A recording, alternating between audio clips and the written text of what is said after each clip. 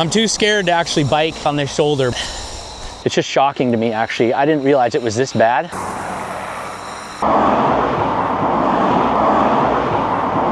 I'm on Highway 43 headed southbound from the Selwood Bridge. Last week, a 68-year-old man named Jorge Rutillo was hit and killed out on this stretch of the highway between the Selwood Bridge and Lake Oswego. Multnomah County Sheriff's Office says Jorge was riding southbound on Highway 43, just as I am now. I wanted to come out here for a few reasons. Number one, I feel like it's really important to stand in the place where we've lost people on our streets, just because it helps me stay grounded and focused on what we're fighting for, what we're fighting against. Also because this crash has sparked renewed interest in the lack of a safe connection between Selwood and Lake Oswego. As you can tell by what's happening behind me here, on Highway 43, you've got your classic highway profile. There's 4 lanes of general traffic, pretty wide, really fast. I think it's technically a 45-mile-an-hour speed limit. Obviously, everybody goes a lot faster than that because there's great sight lines. There's no cross traffic. There's nothing in the road but pavement. So I wanted to come out here and just take a closer look.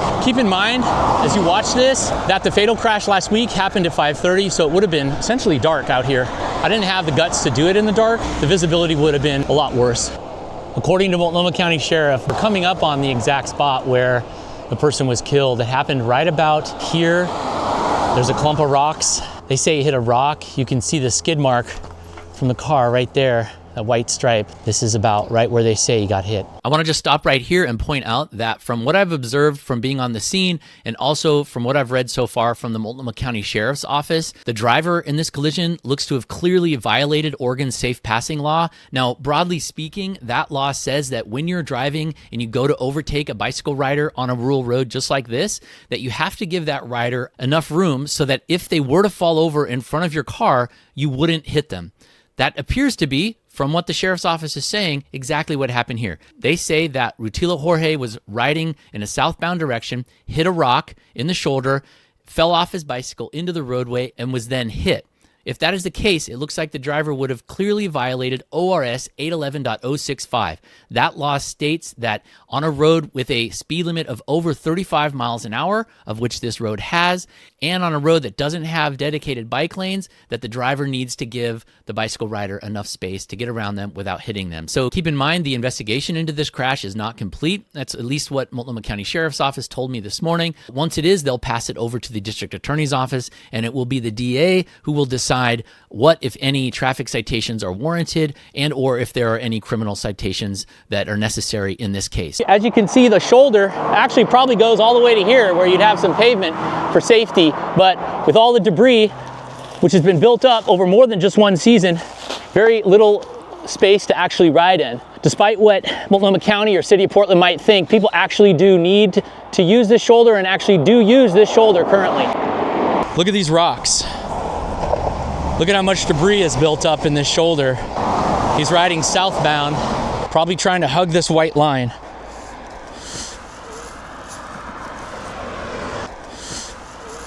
There's a big rock there.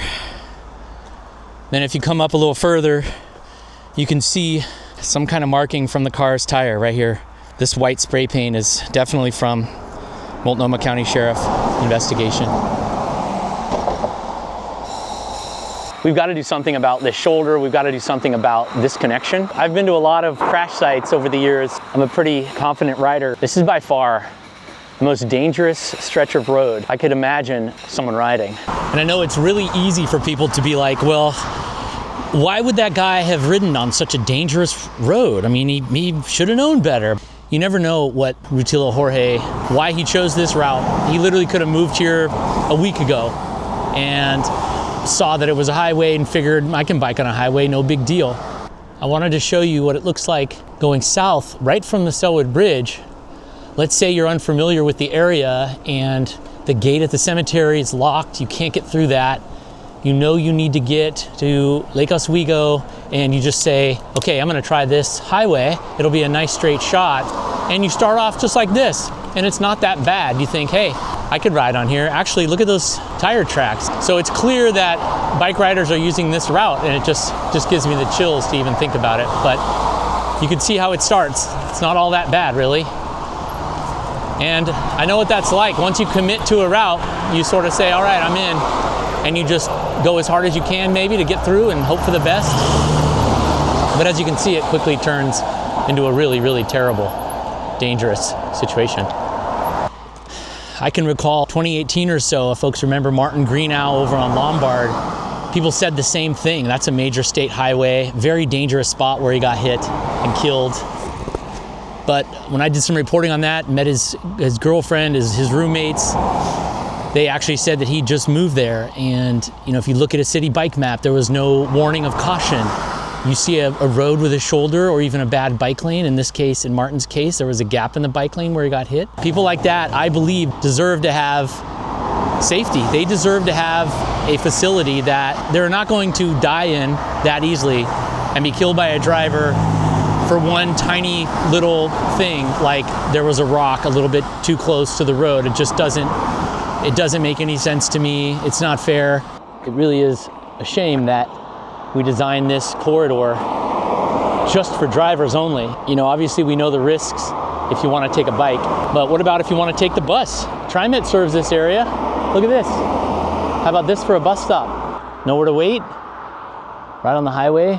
Imagine waiting out here in the middle of the night.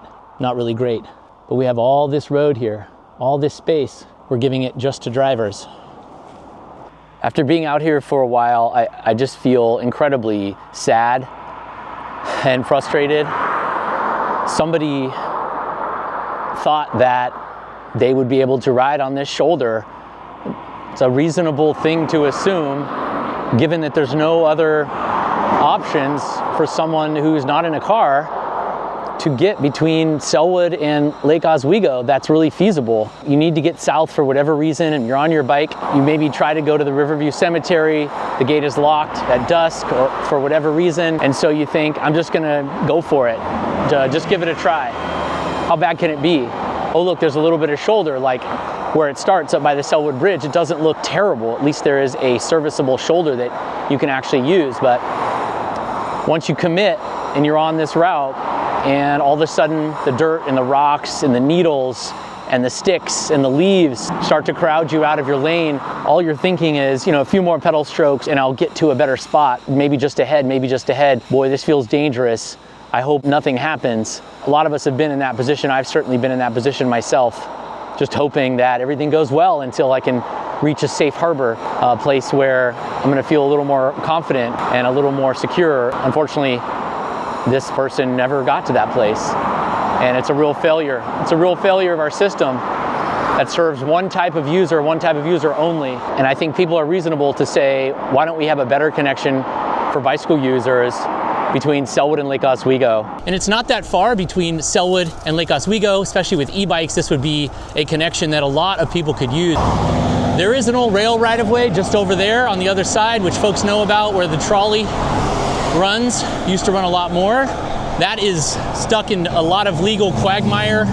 There's been some people looking at that to update it, upgrade it as a rail corridor, and maybe they could add a bike path then, but that doesn't look like it's coming anytime soon. This death has also highlighted a lot of concerns that folks have about the lack of ability to reliably get through the Riverview Cemetery route. This could be a really amazing route. There's plenty of room. We don't need 4 lanes. There's Barber, there's Terwilliger, there's I-5. At what point are we gonna say, hey, people need to be safe. We need to get folks along the river between Selwood and Lake Oswego in a way that doesn't take this much risk and this much sacrifice. When you're heading northbound on the same stretch on Highway 43 here, when I'm going back toward the Selwood Bridge, it's not as bad. There's not as much junk in the bike lane, so you feel a little more safe. There's ample room here to make some sort of protected bike lane, protected lane here, a much safer shoulder, which would at least get folks in the northbound direction. And heck, if we are creative, why not consider making a 2-way bike lane here on the east side of the street, so it is northbound now. I'm convinced that there is room on Highway 43 to do something, and that what we have out there now is unacceptable and needs to get better. And I'm not going to take the sort of same old excuses. So I really hope somebody is willing to take a serious look at this dangerous, dangerous gap in our network and do something about it.